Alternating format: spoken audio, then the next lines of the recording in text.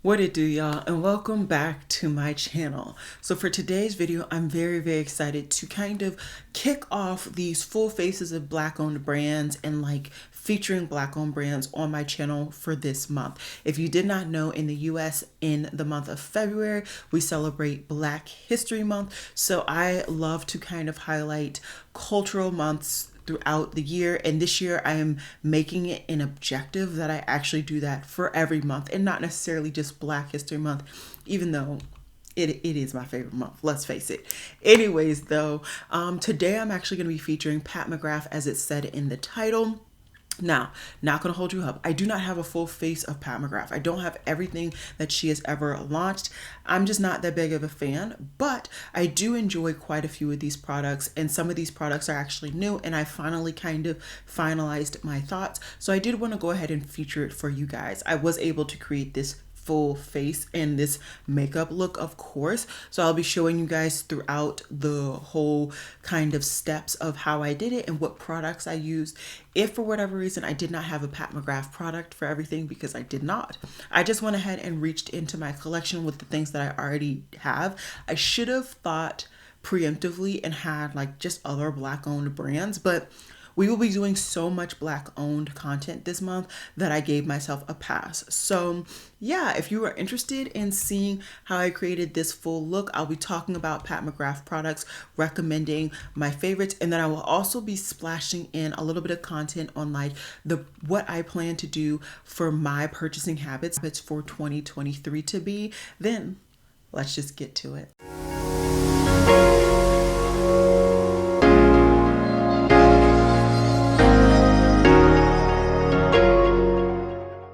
Hey guys, so for today's video, I want to highlight one of the various black owned brands that I have in my collection, and I will be showcasing quite a few brands throughout the month. I know I am kind of starting a little bit late, but don't you worry, I'll be splashing them in as long as I have the time to put on makeup. I'll be focusing strictly on showcasing black owned brands. So as I said, today I'm going to be showcasing Pat McGrath, and this is her Skin Fetish Sublime Perfecting Foundation. I have this in the shade Deep 30. I do believe I've already done a first impressions on this particular foundation.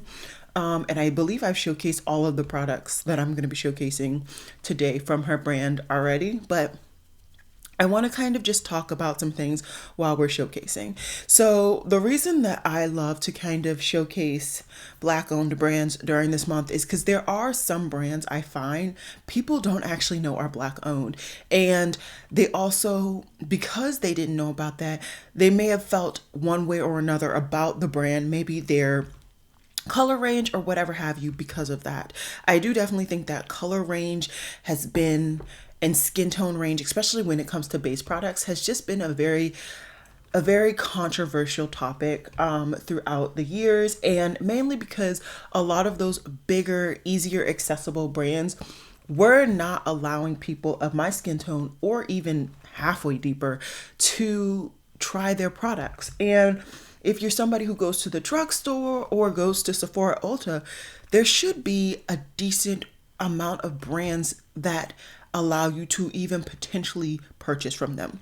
That said, not every brand has to be person of color friendly. I have come to realize that, and I'm perfectly fine with that. And that is where I just strictly, honestly, if I go to a location and I find that there is not one brand that is person of color friendly, I'm asking for the black owned brand, because I know that brand is going to be there for people of complexion, people of, medium to deep complexion. So anyways, this is the Sublime Skin Foundation. I think, just as she has talked about, this foundation gives a very skin-like finish, and that's saying something for somebody who currently has not been using their skincare for the last week. Not because I am sad, although I am sad. It is mainly because I ran out of my skincare, ran out of it completely, and the shipment that I ordered of skincare to, replenish, and I mean, I ran out of pretty much everything when it comes to my skincare, except for like my oil cleanser, and maybe like my normal cleanser. Everything else I'm pretty much out of. It just hasn't come to me.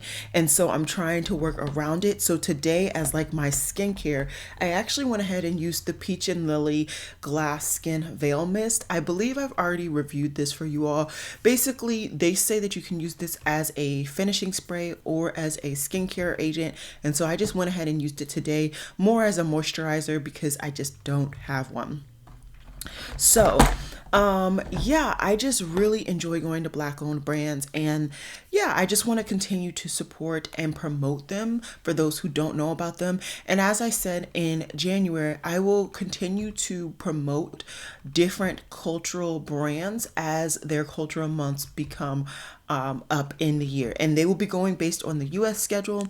I know different countries have different months that they celebrate for, you know, different cultures. So just bear with me. I live in the US, so this is the schedule that I'm going to be going with. Next, I just applied the concealer from her range, and this is her Skin Fetish Sublime Perfecting Concealer. I have this in the shade MD26. I believe that's the shade. And I've been testing this out quite a bit lately. It has been pretty much the go-to concealer that I'll reach for since I tried it in my first impressions, and I was surprised. I typically don't like full coverage concealers because I don't need a lot of coverage. It's just not something for me. I'm a hardcore medium coverage type girl, and I also always found that when it came to full coverage, they were just so cakey and covering up, and I didn't like it. I didn't like it at all. But this concealer, it still sticks with that skin-like finish, skin-like base. This truly, to me, looks like skin. And if I were to go out, I don't think people would know that I'm actually wearing foundation and concealer, which is one of the best positives I find with this particular base system. I will continue to showcase all of the other products that I have from her, and there are definitely some positives from her particular range. And those two products I have come to find are genuine positives that if you need a foundation or a concealer, granted, I would tell you to wait like I did. I got both of those for 40% off along with this next product. So I would definitely tell you to wait towards that. But if for whatever reason you really need something now and you really want to get a skin-like base like this, I'd highly recommend them. So the next product that I want to go ahead and highlight from her range is actually her under eye setting powder. The long name is actually the Skin Fetish Sublime Perfecting Blurring Under Eye Powder. And this is a really good powder. So I've tried it with a couple of different brushes, if memory serves me correctly. I know I've tried it with this Rephr 18 brush. That might not be the real number. I think this is a prototype. I went through a phase where I picked up quite a few of their prototypes. I've also tried it with a similar brush to this one. The only difference is that this is synthetic, whereas this is natural hair. I'm going to go ahead and stick with this one for right now because I don't see the equivalent that is synthetic that I used. I just don't see it. But anyways, oh, it might be over here. I'm not dealing with that. So one thing I will say and note is that it took me a little while to get over, like there was like an overspray that was kind of like protecting the product, if you will. And because of that, I didn't really set my foundation or my concealer that first time I tried this product. It just was not coming up. And that's because you really have to break through that seal to kind of get the product. I don't really know how to say it. But what I find is that this product is effortless and you really don't see it on the skin. You really don't see it. Now, do you see that the middle part of my face is no longer as glowy as it was? Of course, but it still pretty much looks like skin. And for that, I really do like this product. Is this something that I would say is a must-have? No, I feel like you can get a very similar product from other brands that are cheaper. Once again, I did pay for it with the 40% off, so I'm perfectly content. This is a good product and I would recommend it, but is it something that you have to pick up? No, I don't think let me just put a blanket here. None of this you have to pick up. I'm just going to give you my pros and cons to the brand. Now, the biggest con for me is she doesn't have a bronzer. Ma'am, we've been waiting for bronzers for years now, so I'm just gonna speed through my little kind of everyday bronzer routine that I've been doing lately, which is the ABH cream bronzer and then the Makeup Revolution powder bronzer. But yeah, I really need her to get a bronzer because I love bronzer. And lately I haven't been feeling motivated by any new bronzers.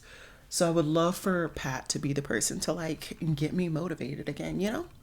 But anyways, I'm just gonna blend this cream bronzer in and then set it with the powder. Okay, so I'm back. Brows and bronzer are done because I don't have any, well, she doesn't have any bronzing products, and I also just don't have any brow products. I don't think she has any though, but the cheeks are another area where I think Pat McGrath really shines. So I do want to go ahead and showcase a couple of different products that I have from her. I do have a holiday palette that she released, I want to say now 2 holidays ago. And one of my favorite things to do with this particular palette is to literally combine these 2 shades together. The middle one is Paris Venus. The outside one is a Love Struck. I love them both. I've worn them both by themselves. I've worn them, as I said, conjunctively. I found my favorite cream blush brush. I'm sorry.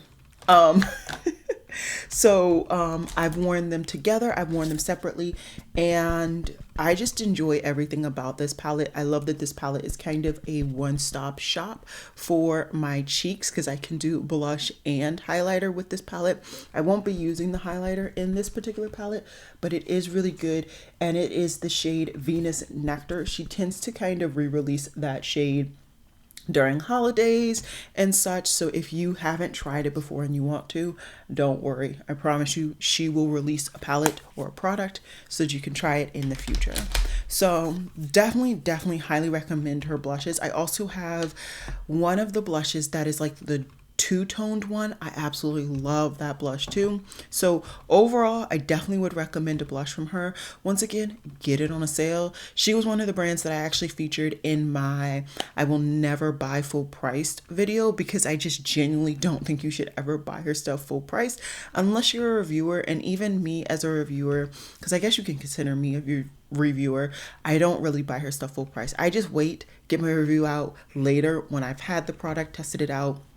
That's just my 2 cents. You do with that as you will. But another highlighting product that I really want to highlight today is actually this baby right here. Now, this particular shade is no longer available. This was from the Bridgerton collection. At least I don't think it's available. I think she already kind of discontinued the Bridgerton collection. This particular one is Incandescent 02 Gold. I absolutely love it. I think that it just bounces off my skin tone in the really a nice way.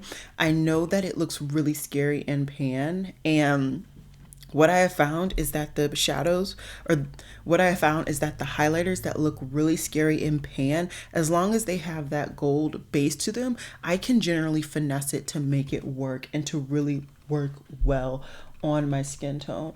And now you guys can see it even better. This is a very similar shade to the Patrick Star one size highlighter that he did with Fantasia. So in the event that you weren't able to pick that up, because I think now it is only available in certain stores. This is also another alternative if this is even available.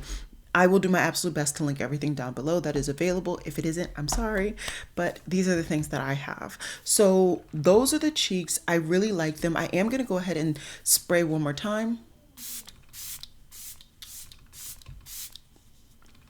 just because of the fact that I put all those powders on. I want those powders to really seep into my skin and kind of become one so that it looks even more skin-like. But really, I will be going further in at the end, but I definitely recommend those things. Now, I got a little sidetracked, but I do want to talk about my intentions for purchasing in 2023. And I do have some lofty goals. We'll see how it works, but for the months that I can attain it, I do want to be able to do that. And basically, one of the biggest goals that I want to do is, like, let's say in the month of February, I want to buy a foundation to showcase for you all. I only want to buy one foundation in the whole month because I find, for a couple of different reasons. One, that limits me to hopefully only introducing 12 products in each category this whole year. But also because of the fact that I don't wear makeup enough, I feel, to really be able to review as quickly as I personally would like. Now, granted, that's all relative. Not everybody has the feeling that you have to review so quickly or whatever. I just like to kind of get my thoughts, get my opinions, and then clean my space. My space has been quite busy and quite cluttered with all of my little baskets, with all of these things that I want to review and test out in different phases. And it's been a lot for me to mentally keep track of. So this is a reason, among others, that I want to do that. Also the financial reason, of course, right? One of the various things that have been holding me back when it comes to really making some of the steps that I wish to make in my personal life is the financial aspect. Now, I've been slowly, I feel like, doing better this year on, saving and really just prioritizing. If I'm going to buy this, then I can't buy that, just remembering that you can't buy everything. And to kind of continue to fortify that, I want to limit the amount of makeup that I have. I have so much makeup. And don't get me wrong, I enjoy every little piece that I continue to keep into my collection. But I'm also finding that I'm interested in so many other different aspects of my life that maybe previously I wasn't. And so to maybe purchase in those avenues, I want to ensure that I'm not over purchasing everywhere. You can't do it, not financially, at least not with my wallet. It's just not possible. And so that's the biggest thing for me. I just think I'm going to try to limit myself, which quite literally means one eyeshadow palette, which, fun fact, I was able to actually do that. The only eyeshadow palette that I picked up in the whole month of January was the one from Adept. Yes, I am considering pre-ordered items as like a part of this challenge as well. So we'll see how well I do. And I think I can do it, but who knows? Anyways, I'm using my Pat McGrath Divine Rose 2 palette, and I just went into the like more peachy tone. I really love that shade. I think it's really, really pretty. And now let's see if I can find a brush that I need to clean. Not as bad. Okay, this is one. I think this is from Give Me Glow. I don't particularly love these brushes, but it's a brush, okay? And at this time and day, I need a brush that works. So I'm going to go into the purple, and I'm just going to kind of deepen out my look. So yeah, that's pretty much that. As for Pat McGrath and like her eyeshadows, I think that her eyeshadow palette quality is good. I really do. I prefer her mattes in the grand scheme of things. And I also enjoy her metallics and shimmers. Specifically, we're talking about the mothership. I really enjoy the 4 in the quad. Of course, everybody enjoys that. That's why she continues to get people buying these products for the price that they are. But if we're comparing both of her formulas compared to like all of the other formulas in my collection, those aren't going to really do it. These do it if I'm comparing her to other Sephora based brands and like other just like bigger market brands. But if we're talking about my indie shadows and my indie brands, as much as I enjoy those 4 sparkly glittery shadows, they're just not going to do anything. They're not going to hold a candle. And so that is what I would say if you're somebody like me who you enjoy indie and you have a lot of indie and you maybe haven't tried Pat McGrath, or if you've tried it and you just don't know if you should get anything else. I would say if you can find a similar, if not exact same color story from an independently owned brand that you enjoy their formula, get the brands. Get that other brands, because her stuff it's nice. It is nice. Don't get me to lying. But at the end of the day, it's nothing groundbreaking, nothing extravagant. I really do like her matte formula though. I think this is a really good formula. It's really nice. It builds, it blends. It's pigmented, which I would expect nothing less, seeing as Pat McGrath is black, but also because she is a makeup artist. So, you know, typically makeup artists, I feel like, really are good at ensuring that products work for a wide range, regardless of their skin tone. So, yeah, I mean, that's pretty much that. I know some people have also tried her eyeshadow primer and they did not enjoy it. I've never tried it. I didn't feel the need. I'm not somebody who feels the need to try eyeshadow primer after eyeshadow primer.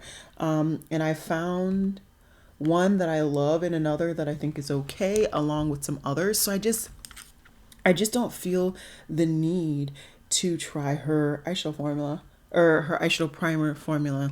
And I just don't think I'm ever going to. Okay, I think I was doing too much for the very basic eye look that I have going on. All right, so for these 4 shadows, I actually was using this for a while as a highlighter. That's another tip. If you want to get some Pat McGrath, but you can't afford to get every little bit and bob, get a palette that you can use multi-purpose, because her shadows, you can do that along with any other shadow, but just because the pans are so big, it's easier to do that. So like I would be easily able to fit my normal highlighter brush into this pan, and that's what I did. I literally used it as a highlighter for quite some time. Let's just go with that. I know the shadow, I know it works. I'm pretty sure I've literally done this eyeshadow look on my channel before, but you know, if it ain't broke, don't fix it. Okay. So yeah, I really like her formula, but is it something that I feel I have to recommend that you have to pick up because you can't get it anywhere? No. No, it's not. And if we're being honest, none of this stuff is. As much as I am going to, of course, recommend certain products, as I've done throughout this video, I definitely will say that the drugstore is becoming something that you can still get a skin-like finish, foundation, concealer, all of that from a drugstore brand. And so if you cannot afford Pat McGrath, okay, a lot of people's finances are getting very interesting, then don't stress yourself over trying to get a Pat McGrath product if you can't. To me, it ain't worth it. It ain't worth it at all. I'm gonna go into, come on, palette's so darn big. I'm gonna go into this like paler gold shimmer champagne in the corner, and this happens to be a blending brush. It was the first brush that looked clean, that I knew would work. It's not one I would highly recommend, but you know what? It's getting the job done. It is getting the job done. So I'm going to hop off camera very, very quickly. I want to go ahead and line my eyes, put on my mascara. I don't have a Pat McGrath mascara. I can't recommend it, but I do know that there's one mascara that like generally a lot of people hate and the other one a lot of people love. So go to your favorite YouTuber to see which one is which, especially if they have actually tried her mascaras. I don't have a liner from her either, so I'm just going to use my black LA Girl one. And then I do have a lipstick from her, so I'm going to use some of my lipsticks in conjunction with another lip liner. So let me like prepare my face a little bit further into the steps, and then we can top off some Pat McGrath and sit down, sit back, all of that, and really talk about the things that I would really recommend and the things I would not so recommend. Alrighty guys, so I am now finished with the eyes. I'm gonna go lashless today, and then you guys can see what I feel like is my best attempt using the ABH mascara. I did go ahead and line my lips with the IRL lip liner, which is in the shade Americano Brown. If for whatever reason you're anti makeup revolution, which I understand. Another lip liner that I use very much interchangeably with this one is from NYX, and this is in the shade Mason. So I know both of these are available at Ulta, so I want to go ahead and do that. I'll try my best to link both of these down below for you all in the event that you prefer one brand over the other. I know a lot of you guys really enjoy my lip combos, so I'm trying to share the wisdom, share the wealth. Anyways, I have 3 lipsticks from Pat McGrath and I enjoy them all, but these two, I don't think I've ever used this combination, so I want to go ahead and do it today. So first, what I'm going to do is put as like my base or main shade as being Divine Brown. It's a brown. You know I was going to get it and enjoy it. So that is Divine Brown on my skin tone. The positive about this is that this isn't too dark compared to my skin tone. So I don't feel like it's like as deep as like the Marc Jacobs, which I didn't get a lot of use out of. It's a very it's like a powder matte formula. It's not overly drying, which I appreciate. And it's very, very soft. I don't really feel like I have anything on. But it's not the perfect undertone, and I actually prefer a lip product that's slightly closer to my skin tone. So I guess I've done this before. I just haven't done it lately. I'm going to top it off with the shade 1995, which I feel is too light for my skin tone on its own.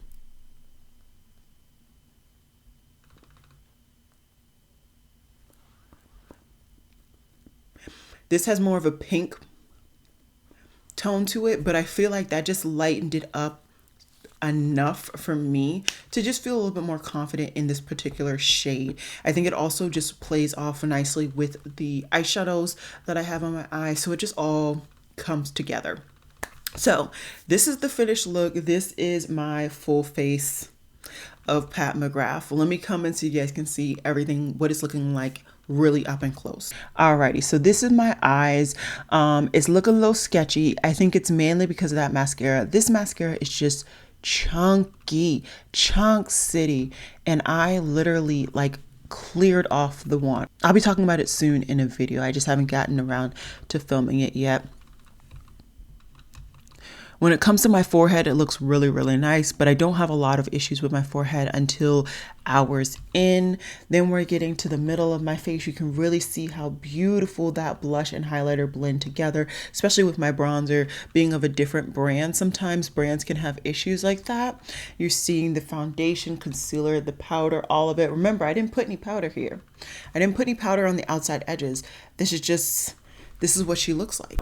When it comes to Pat McGrath, for me, I would say stick with the base products. If you really, really want to bring some Pat McGrath into your collection, try her foundation, try her concealer, try her blushes and highlighters. Those are the 4 categories that I would say dive right on in. The other categories I think are just luxuries. They're just add-ons, bonuses, if you will, to her collection that if you are an avid Pat McGrath fan, you can have as much as I do and more. Some people have a lot more. But if you're not and you just want the really good gems, those are what I would recommend. The eyeshadow palette, like I said, I really do like it. I have quite a few eyeshadow palettes from her, but I don't think that her formula, specifically the metallic and the like fancy shades, are as end all be all that I did when they first came out. I've tried so many more independently owned brands, and I'm just saying, once you go independently owned, you don't go back. You really just don't. But and then the lip product, I think the lip products are fine, but I definitely know that you can get a very similar finish formula from MAC. I think I also have some from independently owned brands. I know I have some from the drugstore as well. So this formula isn't all that poppin', if you will. And I also just don't love any of the shades that like I can just put one shade on. I feel like I have to always combine those 2 shades to get my perfect one. And the other shade I have is a red. I don't know why I picked it up, but it's just sitting there in the corner waiting for me to eventually use it. I do enjoy the powder, although once again, I just don't think that's an end all be all. I feel like you could get another powder very similar from the drugstore. So rounding it up once again, I highly recommend the foundation, the concealer, the highlighters, not this particular range because I don't think this range is still available, but highlighters nonetheless. And then her blushes, all of her blushes. I've tried both of the formulas. I absolutely love them. Of course, the one caveat in all of this, make sure you get the right shade. If you don't get the right shade, it's not going to feel good for you. And although I felt like this was overly runny, you guys let me know that is definitely her normal formula. So I did go ahead and keep it. And when I put it on my face and I did my full face, it does look very much to match my skin tone. So I didn't feel I needed to change the actual color. Is there anything else I need to mention? This whole video has been filmed with natural lighting in front of me and my overhead ceiling light. So hopefully that gives you kind of some of the best perspectives on what these colors and these tones look like on my skin tone, along with like how radiant and blinding some products are and not so much others. But yeah, I think that's all I have for you guys. I hope this was helpful. And yeah, I'll see you guys in my next video. Bye, guys.